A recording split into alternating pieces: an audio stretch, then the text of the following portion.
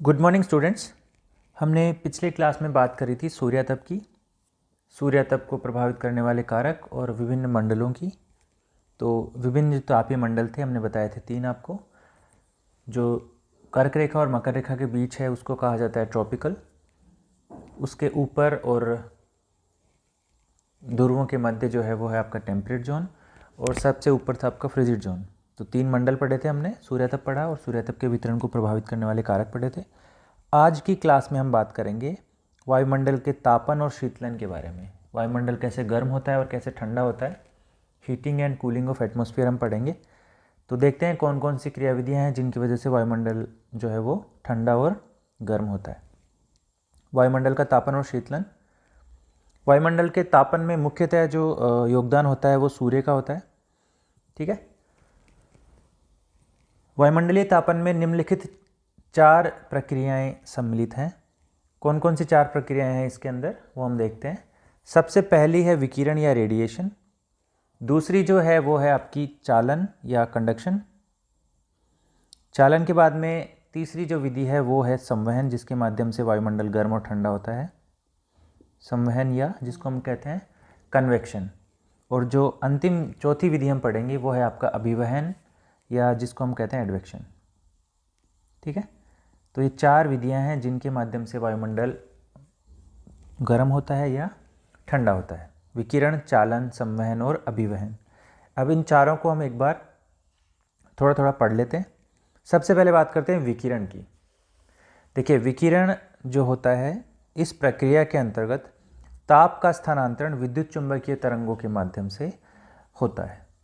तो जो विकिरण या रेडिएशन है इसमें विद्युत चुंबकीय तरंगों के माध्यम से ताप का स्थानांतरण होता है। विद्युत चुंबकीय तरंगे या इलेक्ट्रोमैग्नेटिक वेव्स वो तरंगे होती हैं जिनके संचरण के लिए किसी प्रकार के माध्यम की आवश्यकता नहीं होती। ठीक है। ये जो तरंगे हैं इलेक्ट्रोमैग्नेटिक वेव्स, इनके संचरण के लिए किसी प्रकार के माध्यम की आवश्यकता नहीं होती। ये तरंगे निर्वात में भी गमन कर सकती हैं, वैक्यूम में भी गमन कर सकती हैं। ठीक है। और इनका जो वेग होता है वो प्रकाश के चाल के बराबर इनका वेग होता है। एक इम्पोर्टेंट बात है वो ये है कि ये जो तरंगे हैं, ये सभी विद्युत चुंबकीय तरंगे, ये फोटोन कण से मिलके बनी होती हैं। ठीक है। तो इन तरंगों का जो संचरण होता है वो फोटोन के माध्यम से होता है। फोटोन, या जिसको प्रकाशाणु भी कहते हैं, ये इलेक्ट्रोमैग्नेटिक वेव्स के मूलभूत कण हैं, और इनका जो द्रव्यमान है, फोटोन का जो द्रव्यमान है वो 0 होता है। इसके बारे में आप देखोगे कि जो फोटोन है, जिसको लाइट क्वांटम या प्रकाशाणु भी कहते हैं, ये एनर्जी के पैकेट्स होते हैं। They are minute energy packets of electromagnetic radiations. Electromagnetic radiation के छोटे छोटे ऊर्जा के पैकेट्स होते हैं जिनके माध्यम से ये जो तरंग है वो गमन करती है। तो इसके बारे में इतना ही काफ़ी है। अच्छा, अभी जो विकिरण होता है वो किरणें विकिरित क्यों करती हैं, विकिरण क्यों होता है? तो उसके लिए आप देखोगे कि कोई भी वस्तु, चाहे वो गर्म हो या ठंडी हो, वो सभी नियमित रूप से विकिरण का उत्सर्जन करती हैं। ठीक है। ऑल ऑब्जेक्ट्स वेदर हॉट और cold emit radiant energy continuously. और इसमें क्या होता है कि जो विकिरण होती हैं उनका तरंग दैर्घ्य जो होता है वो वस्तु की सतह के तापमान पर निर्भर करता है। और यहाँ पर ध्यान देने की बात यह है कि जो तापमान होता है वो तरंग दैर्घ्य का व्युत्क्रमानुपाती होता है। कोई भी पदार्थ जितना ज़्यादा गर्म होगा वो उतनी ज़्यादा ऊर्जा उत्सर्जित करता है। ठीक है। और जो उनकी वेवलेंथ होती है वो उतनी ही कम होती है। The temperature of an object determines the wavelength of radiation. मैंने आपको बताया कि किसी भी पदार्थ की सतह का तापमान जो है यह निर्धारित करता है कि उसकी तरंग दैर्घ्य कितनी होगी। साथ ही तापमान और तरंग दैर्घ्य में व्युत्क्रमानुपाती संबंध होता है। तापमान ज़्यादा होगा तो उसकी तरंग दैर्घ्य कम होगी। ठीक है। Hotter the object, shorter is the length of the wave. इसके बाद आप देखोगे, जैसे मैंने आपको भी बताया, कि एक वस्तु जितनी गर्म होती है उसकी ऊर्जा उतनी ही अधिक ऊर्जा का विकिरण करती है, और उसकी तरंग दैर्घ्य उतनी ही कम होती है। इसके विपरीत यदि आप देखोगे, दूसरी तरफ पृथ्वी की अपेक्षाकृत ठंडी सतह वायुमंडल में दीर्घ तरंगों के रूप में ऊर्जा विकिरित करती है, जिसको कहते हैं पार्थिव विकिरण। और जो पार्थिव विकिरण होती है उसके माध्यम से ही वातावरण है वो गर्म होता है। इसको एक बार फिर से समझते हैं। देखिए, ये पृथ्वी है, पृथ्वी की सतह है, और ये पृथ्वी का वायुमंडल है। ठीक है, पृथ्वी के बाहर पाया जाने वाला जो गैसीय आवरण है वो आपका वायुमंडल है। अब जैसे ही प्रकाश की जो किरण है वो प्रवेश करती है वायुमंडल में, तो ये आपकी आती है लघु तरंगों के रूप में, शॉर्ट वेव्स के रूप में।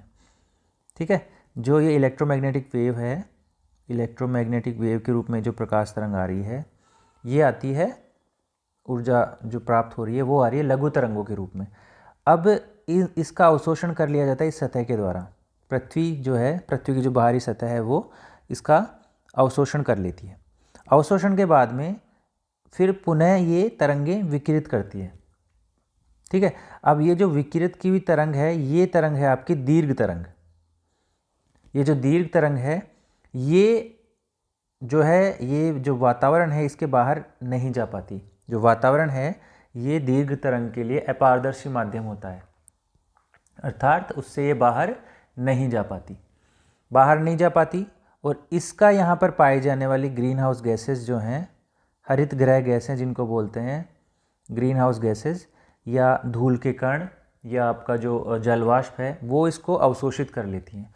और इसी अवशोषण के कारण ये जो है तापमान में वृद्धि करती हैं। अब ग्रीन हाउस गैसेज कौन कौन सी हैं? ग्रीन हाउस गैसेज में जैसे सबसे प्रमुख आपकी है कार्बन डाइऑक्साइड। ठीक है, इसके अलावा मीथेन है CH4, इसके अलावा नाइट्रस ऑक्साइड N2O है, ओजोन है। ठीक है, ये सारी जो गैसें हैं। इसके अलावा वाटर वेपर है, जलवाष्प जो है वो भी एक ग्रीन हाउस गैस की भांति काम करता है। तो ये सारी गैसेज हैं वो ये जो दीर्घ तरंगें हैं उनको अवशोषित करके तापमान में वृद्धि करती हैं। तो आपने देखा ये। इसके बाद आप देखोगे, जैसा कि मैंने आपको बताया कि वायुमंडल लघु तरंगों के लिए तो पारदर्शी होता है, लेकिन जो दीर्घ तरंगें हैं उनके लिए अपारदर्शी होता है। और वहाँ पर पाई जाने वाली विभिन्न प्रकार की जो ग्रीन हाउस गैसेज हैं या विभिन्न वायुमंडलीय गैसें हैं, वो इनको इस दीर्घ तरंग दैर्घ्य वाले विकिरणों को अवशोषित कर लेता है। इस प्रकार वायुमंडल मुख्यतः पार्थिव विकिरण मतलब जो दीर्घ तरंगें हैं, लॉन्ग वेव रेडिएशन है, उनके माध्यम से अप्रत्यक्ष रूप से गर्म होता है। तो हमने देखा किस प्रकार से विकिरण है वो वायुमंडल को गर्म करने में अपना योगदान देती है। अब इसके आगे हम देखते हैं, ये देखिए रेडिएशन, जो इलेक्ट्रोमैग्नेटिक वेव्स हैं, इनके माध्यम से वातावरण गर्म होता है। इनमें भी जो सतह से पुनः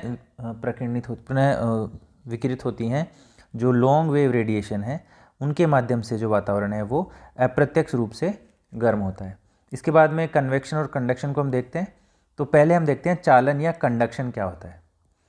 तो चालन क्या होता है?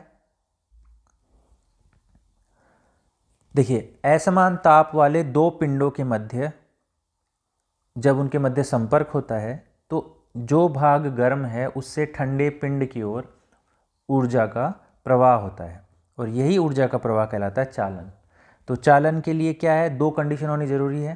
पहली शर्त क्या है चालन की, कि जो दो पिंड हैं जिनका तापमान असमान है वो एक दूसरे के संपर्क में है। तो पहली शर्त हो गई कि दो पिंड होने चाहिए, दो भाग होने चाहिए, दो ऑब्जेक्ट होने चाहिए जिनका तापमान अलग अलग है।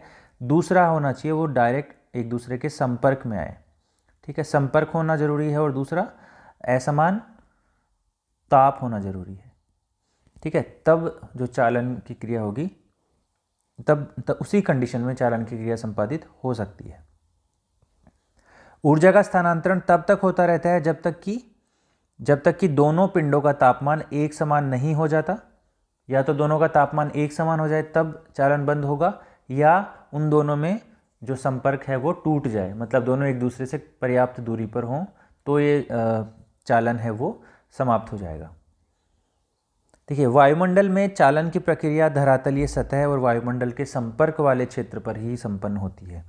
पार्थिव विकिरण के द्वारा जो धरातल का नीचे वाला भाग गर्म किया जाता है, ठीक है, जैसे धरातल है, यहाँ पे पार्थिव विकिरण के द्वारा ये जो भाग है गर्म हो गया, इसके संपर्क में जब कोई दूसरा भाग आएगा तो ये जो चालन की प्रक्रिया है वो संपादित होगी।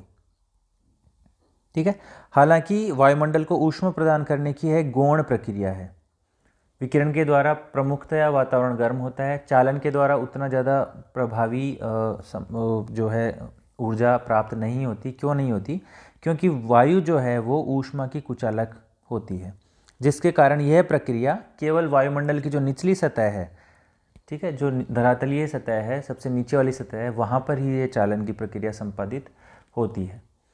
ठीक है, तो आपने समझा चालन क्या होता है और चालन की प्रक्रिया में क्या होता है। तो कंडक्शन या चालन में क्या होगा? Transfer of heat bye contact. इसमें कांटेक्ट होना अत्यंत आवश्यक है। तो ये कांटेक्ट के माध्यम से ताप का, ऊर्जा का प्रवाह है। चालन के बाद हम देखते हैं अगली जो प्रक्रिया है वो है संवहन या कन्वेक्शन। तो कन्वेक्शन को बोलते हैं हम वर्टिकल ट्रांसफ़र ऑफ हीट। इसको क्या बोलते हैं? Vertical transfer of heat. Vertical transfer of heat का मतलब हो गया ताप का ऊर्ध्वाधर संचालन, ताप का लंबवत संचालन। इसमें क्या होता है? इस प्रक्रिया में ऊर्जा को स्वयं अणुओं की गति द्वारा स्थानांतरित किया जाता है। पृथ्वी के संपर्क में आने वाली वायु गर्म होकर धाराओं के रूप में लंबवत ऊपर उठती है और वायुमंडल में ताप का संचरण करती है। वायु के लंबवत तापन की यह प्रक्रिया ही संवहन कहलाती है। तो इसमें सबसे इम्पोर्टेंट बात क्या हो गई कि इसमें जो वायु का संचलन है वो ऊर्ध्वाधर होता है। ठीक है, जब हम अभिवहन पढ़ेंगे तो अभिवहन में हम देखेंगे कि अभिवहन में जो वायु का संचालन होता है वो क्षैतिज रूप में होता है।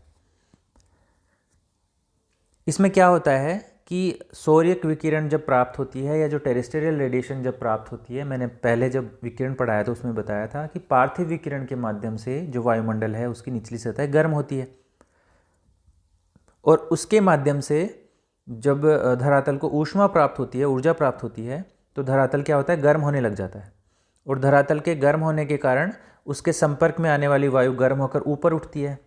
ये धरातल है, जैसे अब इसमें देख सकते हो, जैसे ये मान लो ये धरातल है, तो इसके पास में जो वायु आई वो ये धरातल गर्म हो गया, तो इसके पास वाली जो वायु है वो भी गर्म हुई। ठीक है, इस गर्म जब होगी तो ये वायु ऊपर उठेगी और फैलकर हल्की हो जाएगी और जैसे ही ऊपर जाएगी तो ठंडी होने के बाद में ये फिर पुनः बैठेगी। तो इस प्रकार से जो ये है एक संवहन साइकिल बन जाता है, संवहन चक्र बन जाता है। ठीक है, तो उसके वजह से क्या होता है कि वायुमंडल में संवहन तरंगों की उत्पत्ति होती है, जिसके कारण जो ऊर्जा है उसका प्रवाह होता है और वायुमंडल जो है ऊंचाई तक गर्म हो जाता है। तो आप इसमें देखोगे कि जो संवहन की प्रक्रिया है उसमें जो सबसे इम्पोर्टेंट बात है वो क्या है कि यहाँ पर वायु गर्म होकर धाराओं के रूप में लंबवत ऊपर उठती है, लंबवत रूप से ऊपर उठती है। ठीक है, अब इसमें और देखो आप, वायु गर्म होकर फैलना प्रारंभ करती है जिससे इसका घनत्व कम हो जाता है और ये वायु ऊपर की ओर उठने लगती है तथा जब ऊपर जाएगी तो गर्म वायु के लगातार ऊपर उठने से वायुमंडल की निचली परत में रिक्तता उत्पन्न हो जाती है। परिणाम स्वरूप ठंडी वायु धरातल के निकट क्षैतिज दिशा में प्रवाहित होती है जिससे ये रिक्तता है वो पूर्ण हो जाती है और ये जो साइकिल है ये पूरा संवहन चक्र पूरा बन जाता है। अब ये ध्यान रखिएगा कि ऊर्जा स्थानांतरण की यह प्रक्रिया है वो केवल क्षोभमंडल या ट्रोपोस्फियर में ही देखने को मिलती है। वायु का जब भी लंबवत संचरण होता है तो वहाँ पर जो है वो विक्षोभ उत्पन्न होता है, जो आपका कहाँ देखने को मिलता है? क्षोभमंडल में। संवहन, चालन और विकिरण इन तीनों को कंपेयर कर लेते हैं इस टेबल के माध्यम से। तीन हमने पढ़ चुके हैं, इसमें केवल अभिवहन बचा है, वो हम देखेंगे इसके बाद में। तो ये जो टेबल है उसमें दिया गया है पहले चालन। तो जो चालन की क्रिया होती है उसको किसी माध्यम की आवश्यकता नहीं होती, संवहन को भी किसी माध्यम की आवश्यकता, चालन और संवहन को माध्यम की आवश्यकता होती है। ठीक है, केवल जो रेडिएशन है या विकिरण है जो इलेक्ट्रोमैग्नेटिक वेव्स के रूप में गमन करता है उसको माध्यम की आवश्यकता नहीं होती। और विकिरण में जो निर्वात में ऊर्जा का स्थानांतरण विकिरण में ही हो सकता है, बाकी चालन और संवहन में निर्वात में ये संभव नहीं है क्योंकि इनको कांटेक्ट की आवश्यकता होती है।